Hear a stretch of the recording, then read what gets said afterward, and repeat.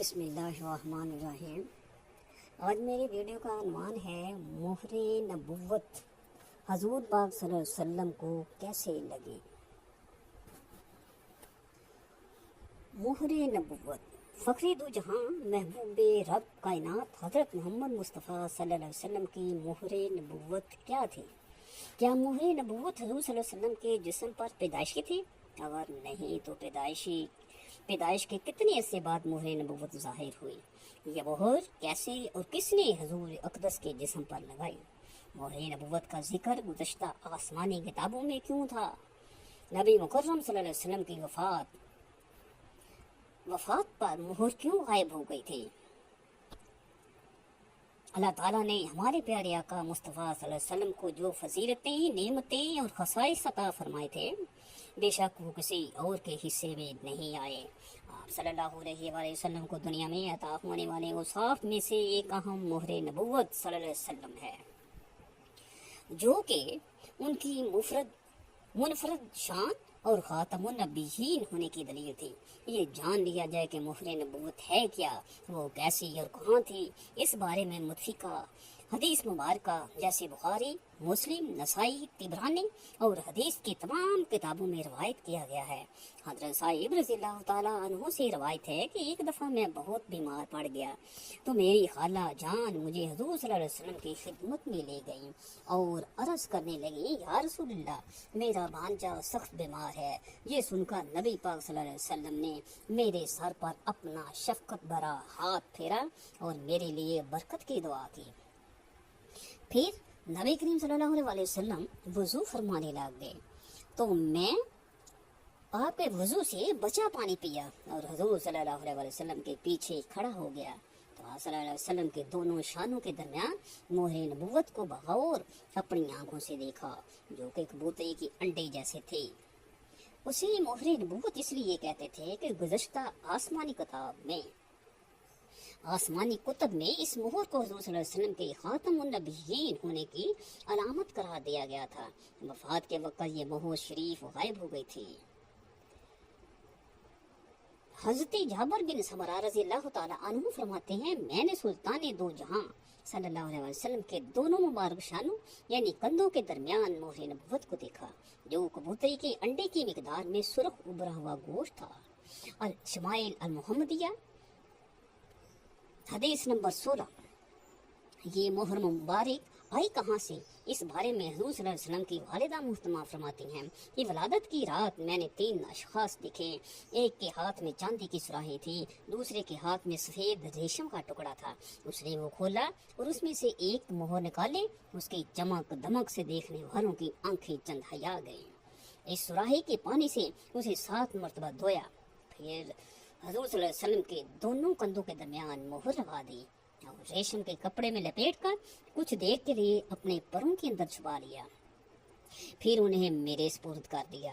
امام نسائی 474 الرقم 4234 اور امام احمد بن حنبل 380 الرقم 23273 روایت فرماتے ہیں کہ حضرت محرش قابی رضی اللہ تعالیٰ عنہ بیان کرتے ہیں کہ حضور صلی اللہ علیہ وآلہ وسلم کو رات کو مقام جارانہ سے نکلتے دیکھا کہ ان کی کمر مبارک خالص سفید چاندی کی طرح چمک رہی تھی۔ امام مسلم اور امام حجر اسقلانی فتح الباری 563 میں روایت کرتے ہیں کہ عبداللہ بن سردش رضی اللہ تعالیٰ عنہ بیان کرتے ہیں کہ میں نے نبی صلی اللہ علیہ وآلہ وسلم کو دیکھا اور ان کے ساتھ روٹی یا گوشت یا میں نے سریب کھایا، پھر ان کے پیچھے گھما اور ان کے کندھوں کے درمیان مہر نبوت دیکھی، جو بائیں کندھے کے اوپر مٹھی کی طرح ابری ہوئی، جس پر چھوٹے چھوٹے دانوں کی طرح کالے نشان تھے۔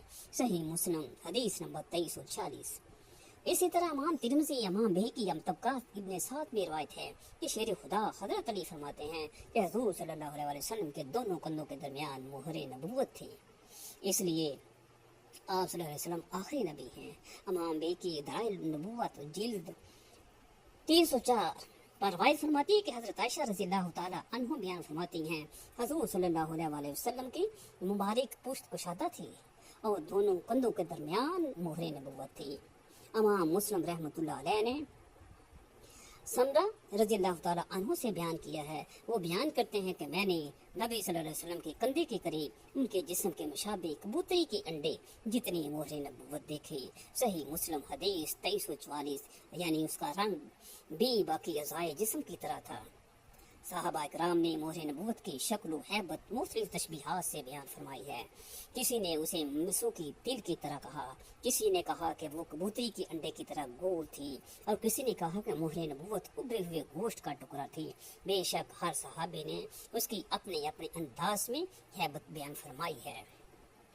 चुनांचे हजूर सल्लल्लाहु अलैहि वसल्लम की गर्दन के नीचे दो कंधों के दरमियान एक पारा गोश्त था, जिस पर कुछ तिल थे। कबूतरी के अंडे या मसहरी की गुंडी के बराबर पारा गोश्त नहायत चमकीला और नूरानियत वाला था।